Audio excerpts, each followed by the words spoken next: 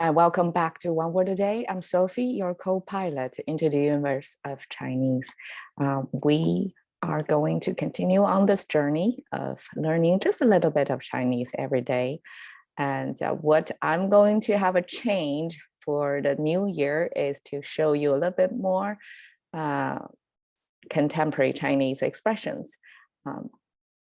Because we have been doing magic 4 character expressions that has been long-standing in the Chinese language use. So it's more classical Chinese, but contemporary Chinese are creative as well, and they came up with expressions that are astonishingly interesting.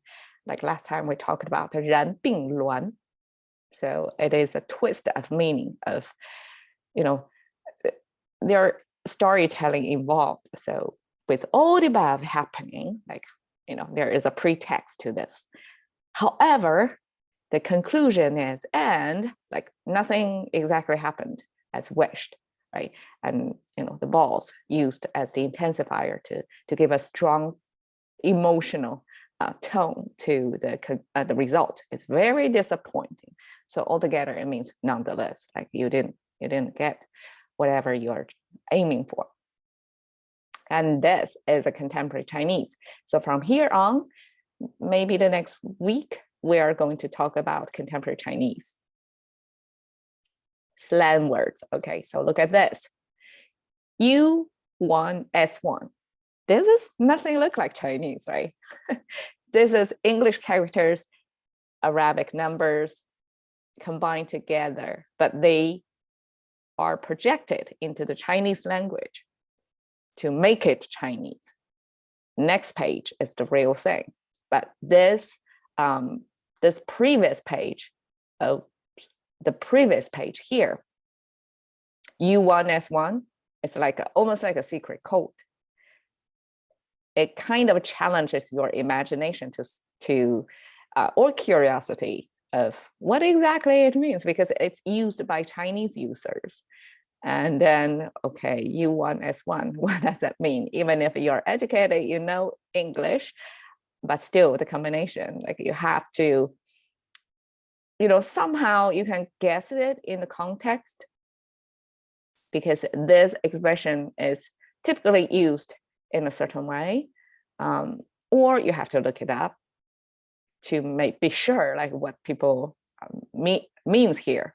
By using this really coded word, coded in foreign language, but it's projected in Chinese.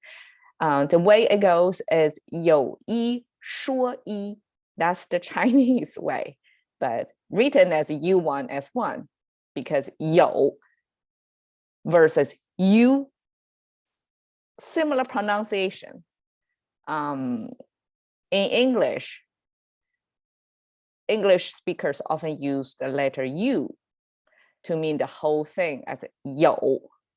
I mean, in English, it's you, right? The referral of the second person. It's the same pronunciation, you, right?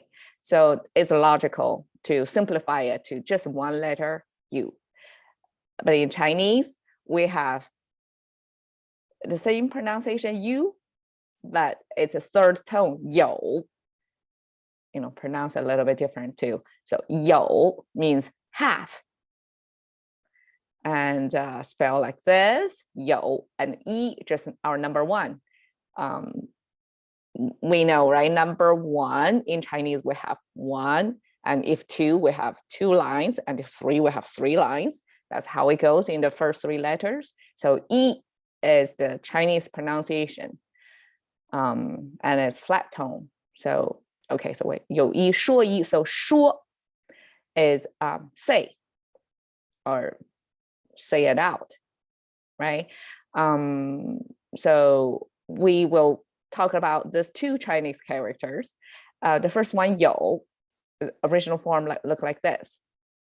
So if we read from the image, the top portion that written like this, kind of like this, okay, it's actually your hand with your wrist. So that's the picture of this thing. Okay, and then the bottom,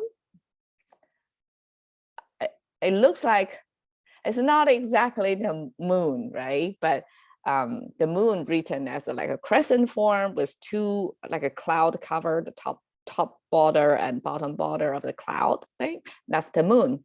But here is how another meaning of the same structure, but it's different things. Here means meat. So this is a piece of meat in this more almost like omega, right, shape, and then with the two lines in the middle. It's a meat. So you can imagine in the back then, having meat is a major have. It's not easy to come across meat, back then, right? So with your hand, with the meat next to it, it simplify, it simply indicate you have something precious. So that's 有. 说 is the left and right part. This is a classical Chinese structure. Left is the meaning maker, right side is the sound maker, and the left side with this structure, I don't know how to describe it easily, but it's almost like a little, almost like, okay, written almost like English letter I. How about that? Can you imagine that? English letter I, we have a dot on the top, and then we have this thing, almost like a letter I. And then this structure means something related to speaking, to talk. And the right side is the sound maker. Even if in contemporary Chinese, it sounds like a 对. But somehow it was the sound maker of 说. 说 simply means say it. Actually, when I was learning English, I couldn't tell the difference between say and speak, because in English, we have two different two different words to express the same Chinese concept, 说. Because for us, 说, you can say it as say or speak. It makes no difference for us. So that's the 说. So what do you mean? Have one. So you have one and you say one. This is simply a warm up or warning in conversation of Chinese speakers is, okay, I have something almost like a negative, right? Didn't say negative, but it's something that may be painful to her to hear, but I'm going to say it. So in English, we have TBH. It took me some time to figure out what is TBH.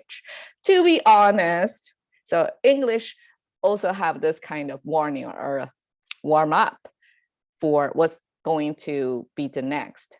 It's like a warning label for you. It's like, to be honest, this is not something pleasant to hear, but I'm going to say it anyways.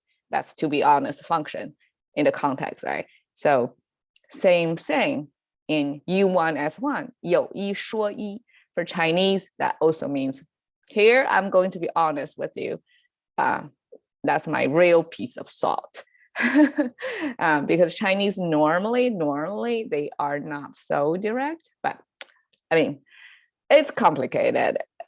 Before I thought Chinese are more direct. I mean, Chinese are less direct versus English speakers are more direct, but actually it's the opposite in a lot of cases.